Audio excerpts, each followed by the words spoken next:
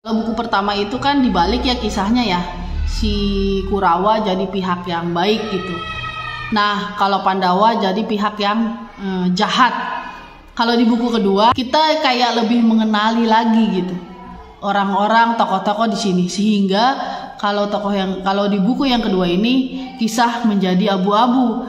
Misalnya contohnya Kurawa dan Pandawa ada juga kok kebaikan dan keburukan dari masing-masing pihak. Jadi sebenarnya siapa sih tokoh yang baik di cerita Mahabharata itu? Atau dari perang Baratayuda mana sih pihak yang benar? Dan kemudian siapa sih sebetulnya yang jadi pemenangnya? Selamat siang semua, selamat datang di kelas buku. Nama saya Ria dan kali ini kita akan membahas Mahakurawa Parwa 2 Kaliyuga. Oke, buat yang belum tahu, Mahakurawa ini adalah serial yang dibuat atau ditulis oleh Anand Nilakantan yang menceritakan tentang kisah perang Baratayuda tapi dari sisi yang kalah, yaitu dari sisi Kurawa gitu. Cuma yang buku kedua ini bikin saya bingung gitu. Siapa yang dimaksud pihak yang kalah gitu? Karena kalau kita lebih dalam lagi, sebenarnya di sini nggak ada pihak yang menang, dua-duanya kalah gitu. Apakah itu yang kemudian membuat Anand Nilakantan itu merubah cara berceritanya? Saya kurang tahu ya. Pokoknya intinya di buku yang kedua ini kita dimulai cerita dari terakhir yang kita lihat dari yang pertama ya. Yang pertama itu terakhir kan Pandawa kalah dan di meja judi. Nah kemudian yang kedua ini istrinya Pandawa ditarik gitu, Drupadi itu ditarik untuk dipermalukan di hadapan semua orang gitu. Dipermalukannya itu dengan cara ya dijambak, kemudian akhirnya dilucuti pakaiannya. Nah disitulah kita langsung merubah satu titik poin itu yang membuat kita merubah pandangan kita terhadap Kurawa, merubah pandangan kita terhadap Duryudana gitu. Yang orang yang tadinya di buku pertama kita melihat Duryudana adalah tokoh yang sangat baik, di sini kita menganggap bahwa kok Duryudana bisa melakukan hal itu gitu. Walaupun yang melucuti itu kan Karna, tapi dia sama sekali tidak, maksudnya bukannya dia menjadi orang yang legowo lah untuk berusaha untuk menghentikan hal tersebut gitu, menghentikan peristiwa tersebut, tapi dia malah diam aja gitu. Nah kemudian peristiwa itu dihentikanlah sama Destarata. Bahkan Bisma tidak menghentikan itu. Orang-orang yang teriak-teriak Dharma, Dharma, Dharma gitu, para pendeta yang berteriak mengenai Dharma pada kejadian itu tidak bisa berbuat apa-apa. Kenapa? Karena sudah menjadi dharmanya dari suaminya gitu, dharma dari Yudhistira untuk harus datang ke pertandingan dadu karena dia ditantang, dan itu tidak menyalahi dharma ketika dia mempertaruhkan istrinya sendiri di meja judi dan membuat dia, adik-adiknya, istrinya itu menjadi budak gitu, menjadi barang taruhan. Itu tidak melanggar dharma. Makanya si Yudhistira dia tidak bisa berbuat apa-apa masalah itu, dan para pendeta pun tidak bisa berbuat apa-apa gitu. Justru Destarata lah yang kemudian dia berbuat. Dia kemudian mengatakan bahwa semua yang diambil dari Yudhistira dikembalikan lagi pada Yudhistira. Tapi Yudhistira terpancing emosi lagi ketika dibilang, wah kamu tidak mendapatkan kembali harta kamu dengan jantan gitu. Nah akhirnya Yudhistira kemudian dia melakukan perjudian lagi dan kalah, dan akhirnya dia harus dibuang. Cerita kemudian berlanjut, apa sih yang terjadi di istana gitu. Mungkin yang kita tahu dalam cerita Mahabharata adalah ketika setelah kejadian ini yang kita tahu justru dari pihak Pandawa kan, Pandawa kemudian dibuang, apa yang terjadi di hutan. Sementara kalau di sini lebih ke pihak istana. Bagaimana Bisma berusaha untuk menutupi kesalahannya dia gitu. Bagaimana yang lain, bagaimana dengan Karna dia menghadapi kemarahan Bisma yang luar biasa karena dia melakukan hal yang tidak senonoh gitu. Kemudian gimana sih Suyudana pada saat itu? Suyudana yang sampai saat itu mungkin kehormatannya belum tercela, disitulah dia dianggap menjadi orang yang menjijikan buat orang-orang gitu. Kisah terus berlanjut. Tentu saja akhirnya adalah perang Baratayuda. Dan saya senang lah di cerita ini kita ceritanya detail tapi tidak ngulur-ngulur gitu. Bahwa perang Baratayuda pasti terjadi dan langsung terjadi gitu di sini.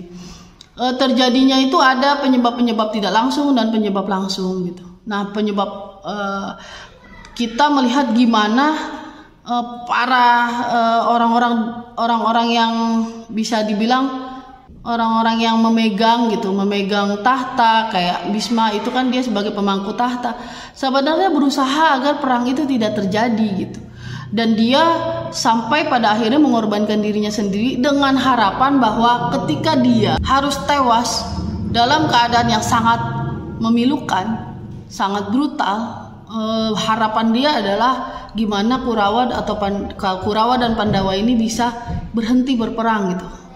Tapi kenyataannya kan enggak. Bhisma belum mati pun, baik itu pihak Kurawa maupun pihak Pandawa sudah tidak peduli lagi. Mereka sudah lupa dengan adanya Bhisma gitu. Di sini hal yang menarik juga adalah selain perangnya dikisahkan secara detail ya, gimana kematian satu persatu para tokohnya gitu. Kemudian sebelum perangnya pun terlihat gitu gimana ritual tumbal atau ya ritual seperti itulah yang dilakukan gitu sebelum terjadinya perang gitu. Kita juga kalau misalnya kita melihat di sini ada dua sisi ya, pertarungan ini ada dua sisi. Saya tidak melihat yang baik dan yang buruk. Saya bilang bahwa kisah yang kedua ini sudah jadi abu-abu. Kita nggak lihat lagi bahwa Kurawa itu baik dan selalu baik, atau Pandawa itu buruk dan selalu buruk gitu. Semua kemarahan pada Pandawa di buku pertama, gimana mereka bisa mengorbankan orang-orang gitu atau bagaimana, mungkin berkurang tapi tidak hilang sih. Maksudnya ada hal-hal yang nyebelin juga gitu yang dilakukan oleh Pandawa, ada hal-hal yang nyebelin juga yang dilakukan oleh Kurawa, tapi lebih banyak Pandawanya di sini.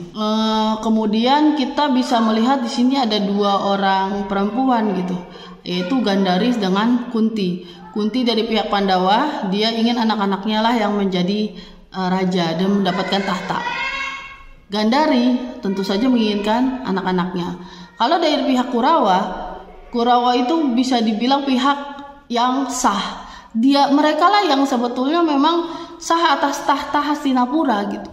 Bapaknya itu anak pertama, tapi karena bapaknya itu buta, kemudian akhirnya dia disingkirkan, kemudian Pandu lah yang kemudian menjadi raja gitu. Tapi Pandu sendiri kan tidak punya anak gitu.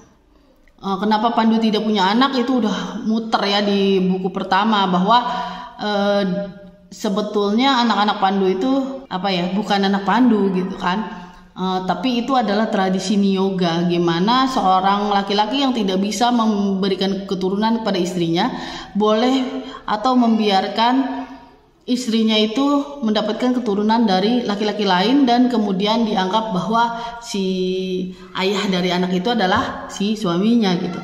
Cuma karena Kunti itu karena yang pemenangnya Pandawa ya, dia bisa aja dia bilang anaknya itu adalah anak dewa gitu kan. Sebetulnya di kisah ini kan tidak diceritakan seperti itu gitu. Kunti itu melakukan niyoga dan diketahui oleh semua orang gitu, walaupun dia tidak melakukannya dengan benar gitu. Jadi kalau dari pihak hak, siapa yang berhak atas tahta, kita bisa melihat bahwa Kurawa lah yang berhak. Tapi kalau Pandawa itu mungkin lebih ke mereka lah yang memegang dharma gitu. Dharma itu aturan-aturan yang ada dalam agama gitu, Hindu. Nah,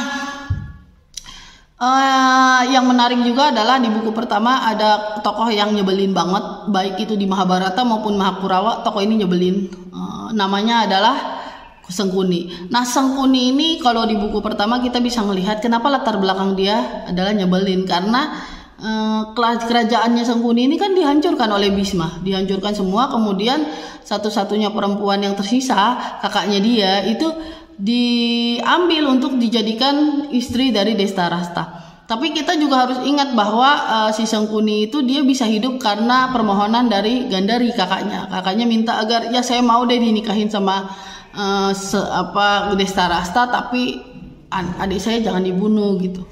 Nah, Sengkuni kemudian merasa sangat kesal gitu. Dia menaruh dendam yang sangat lama dan ingin menghancurkan dinasti Barata ini gitu.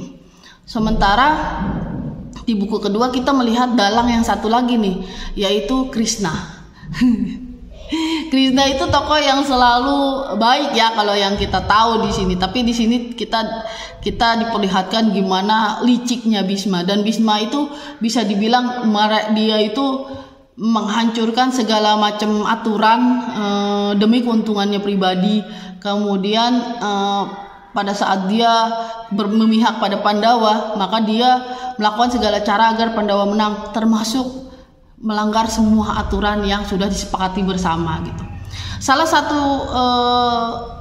upaya Bhisma untuk mendamaikan mereka atau menginginkan agar perang tidak sampai hancur lebur gitu ya, adalah dia itu membuat aturan yang dia paksakan. Baik itu pihak Kurawa maupun pihak Pandawa harus setuju, harus menandatanganin itu. Misalnya salah satunya adalah perang dimulai pada saat matahari terbit sampai matahari tenggelam gitu. Malam itu nggak boleh ada pertempuran, tidak boleh melukai atau membunuh orang yang tidak bersenjata gitu, misal salah satunya. Terus tidak boleh bertarung melawan wanita gitu. Nah, hal-hal seperti ini sebenarnya menjadi celah gitu bagi orang-orang yang bisa aja curang, dan Krishna itu melakukan itu gitu. Krishna itu melakukan itu dan banyak sekali yang dia lakukan gitu. Misalnya salah satunya adalah dia membuat orang perempuan tapi pura-pura jadi laki-laki atau ya begitulah, kemudian sehingga dia tidak bisa dilawan gitu. Sementara jadi ini lawan, misalnya ini Kurawa, ini Pandawa, terus kemudian di sini ada orang yang meragukan ini laki apa perempuan gitu.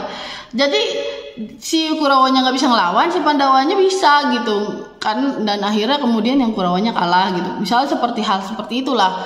Tidak boleh lagi pembunuhan setelah matahari terbenam, tapi tetap dilakukan gitu. Terus kemudian ketika ditanya, loh itu kan peraturannya tidak seperti itu gitu, dia bilang bahwa itu tadi bukan matahari terbenam, itu cuma gerhana matahari aja gitu misalnya. Sampai pada akhir gitu, pada akhir dia melakukan banyak sekali kecurangan. Kemudian dia dengan enaknya bilang, tenang aja, pada saat kita menang orang nggak akan melihat itu gitu, karena kitalah yang menulis sejarah gitu. Kalau kita menang ya kita yang menulis sejarah gitu. Jadi walaupun betapa banyak pun kecurangan-kecurangan yang dilakukan oleh Pandawa pada saat perang, tapi ketika Pandawa menang, mereka lah yang teriak-teriak bahwa Dharma menang melawan kejahatan. Yang paling menyedihkan mungkin adalah yang paling menyedihkan di sini adalah perempuan. Mereka tidak bisa berbuat apa-apa. Misalnya contohnya baik itu Kunti maupun Gandari tidak bisa berbuat apa-apa.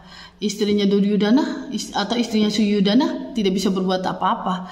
Mereka hanya bisa meratapi aja anak-anak mereka yang tewas gitu. Kemudian yang paling jadi korban adalah anak-anak dari Pandawa ya, anak-anak baik itu sah maupun tidak sah.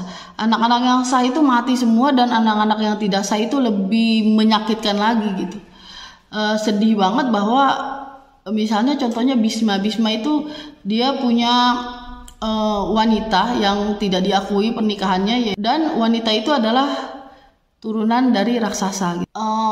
Dia punya anak gitu, dia punya anak namanya Sri Kandi. Kalau dalam cerita ini Sri Kandi itu bukan perempuan, dia adalah laki-laki. Dan Sri Kandi ini adalah raksasa gitu, setengah raksasa. Dari kecil itu Sri Kandi tidak pernah mendapatkan kasih sayang dari ayahnya. Bahkan ketika ayahnya lagi jalan, dia ketemu, ya sama sekali tidak disapa gitu. Ibunya itu ya udah membesarkan Sri Kandi sendirian gitu. Cuma Sri Kandi itu ketika ayahnya memanggil, dia datang untuk membantu ayahnya. Berapa kali dia datang untuk membantu ayahnya. Walaupun sesudah itu ya itu bapaknya yang nggak pernah ngomong lagi, udah dia pergi aja gitu. Dan sampai terakhir seperti itu gitu. Sampai akhirnya dia dikorbankan dalam perang ini gitu. Termasuk anak-anak Pandawa lain dari wanita-wanita yang tidak sah dia punya banyak anak gitu ya. Pandawa ini punya banyak anak yang bukan anaknya secara sah gitu, tapi ya mereka semua sama sekali tidak mendapatkan hak mereka dari ayah mereka, tapi kemudian mereka dikorbankan demi ayah mereka gitu. Anaknya kasihan, yang lebih kasihan adalah ibu dari anak-anak ini yang digambarkan di sini akhirnya mati kelaparan karena udah ibunya itu miskin, kemudian anak yang dia besarkan dengan penuh perjuangan gitu kan, karena bapak dari anak ini tidak mau untuk menafkahi. Tapi kemudian pada akhirnya ya anak-anak ini mati demi bapaknya yang tidak pernah menafkahi, yang tidak pernah mengakui itu anak-anaknya. Dan ibunya ketika tua ya tidak punya apa-apa lagi, tidak punya siapa-siapa lagi. Hal yang menarik juga di buku ini adalah ada ulasan tentang dharma gitu. Kalau yang di buku pertama si penulisnya atau Anand Nilakantan ini dia ngomongin tentang niyoga, tentang poliandri gitu kan. Kalau di sini dia ngomongin tentang dharma. Sebenarnya yang namanya konsep dharma bagi masyarakat India itu masih diperdebatkan, dan bahkan dia menulis tidak ada yang lebih diperdebatkan di India selain konsep dharma gitu. Jadi bisa dibilang mungkin konsep dharma itu kita tidak bisa melihat itu sebagai sesuatu yang ajak, yang tetap ya. Setiap orang punya dharmanya masing-masing gitu misalnya, dan itu kemudian menjadi bahan perdebatan. Saya pikir itu cukup menjelaskanlah kecamuk dalam diri saya ketika buku 1 saya bingung gitu ketika dia menyebutkan konsep dharma, seakan-akan di buku 1 itu dharma itu adalah hal yang buruk gitu kan. Konsepnya mungkin bagus ya, masuk akal gitu, tapi dalam cerita kok jadi kemana-mana gitu. Jadi ini dharma apa sih gitu kan. Nah di sini di buku ini pada bagian terakhir dia menjelaskan apa sih sebetulnya konsep dharma bagi masyarakat India itu gitu. Saya jadi melihat bahwa mungkin di India itu konsep agama, konsep dharma itu sangat dinamis gitu. Dan ketika masyarakat ada orang yang membuat cerita seperti ini kan ceritanya berkebalikan ya. Ceritanya berkebalikan, gimana Kurawa jadi pihak yang baik. Tapi masyarakat itu tidak menghakimi gitu. Mereka menerima bahwa mungkin di setiap tempat, setiap daerah itu beda-beda gitu. Hal yang mungkin saya pernah baca juga bahwa kalau Hindu atau Buddha, mereka itu tidak pernah menganggap bahwa agamanya lah yang terbaik, sehingga mereka membuka semacam tempat buat agama-agama lain, dan mereka juga membuka tempat untuk penerjemahan yang lain terhadap agama mereka sendiri gitu. Tidak di setiap tempat di India itu Duryudana dianggap jahat. Ada beberapa tempat yang Suyudana itu dianggap adalah tokoh yang baik gitu.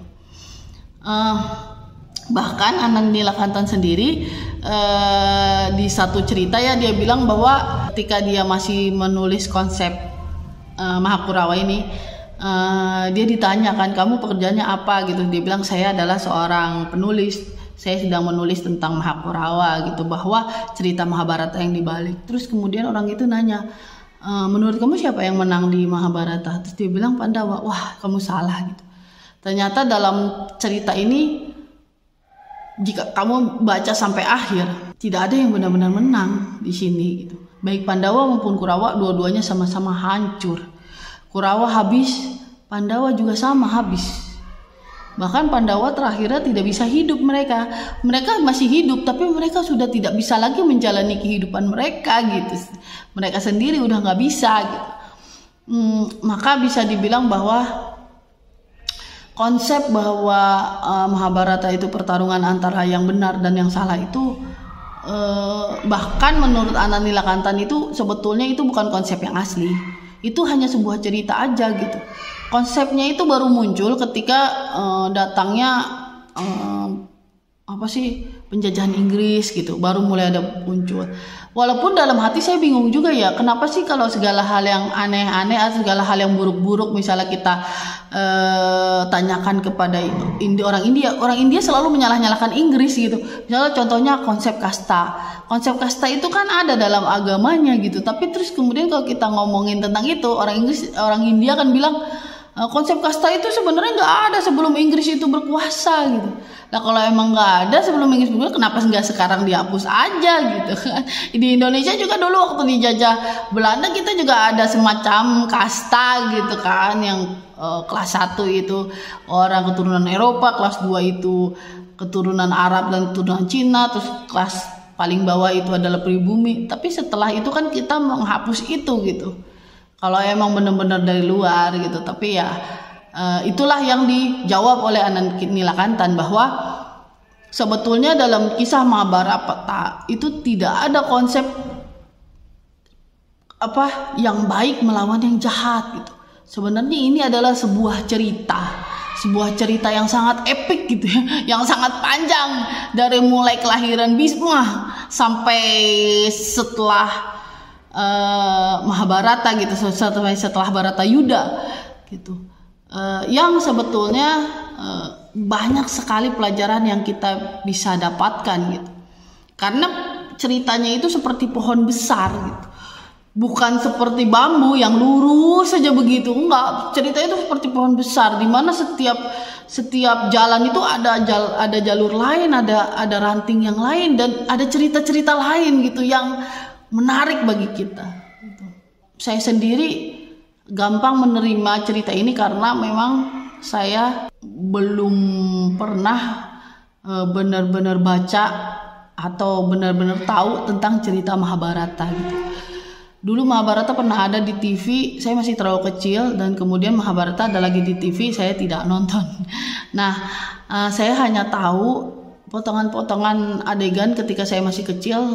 Kadang-kadang saya lagi main atau terus dipanggil ibu saya pulang, terus makan, sambil makan ngelihat Mahabharata di TV, terus kemudian selesai itu main lagi gitu. Hanya potongan-potongan cerita, saya nggak tahu cerita aslinya dari awal gimana sampai akhirnya itu gimana, saya nggak tahu. Makanya saya senang banget baca buku ini, dan mungkin saya pengen banget baca gimana sih karya Mahabharatanya gitu, bukan Mahakurawanya. Oke, sampai di sini pembahasan buku kali ini. Kalau ada yang salah, ada yang perlu diperdebatkan, ada informasi lebih, silakan tulis aja di kolom komentar di bawah ya. Akhir kalam, assalamualaikum warahmatullahi wabarakatuh.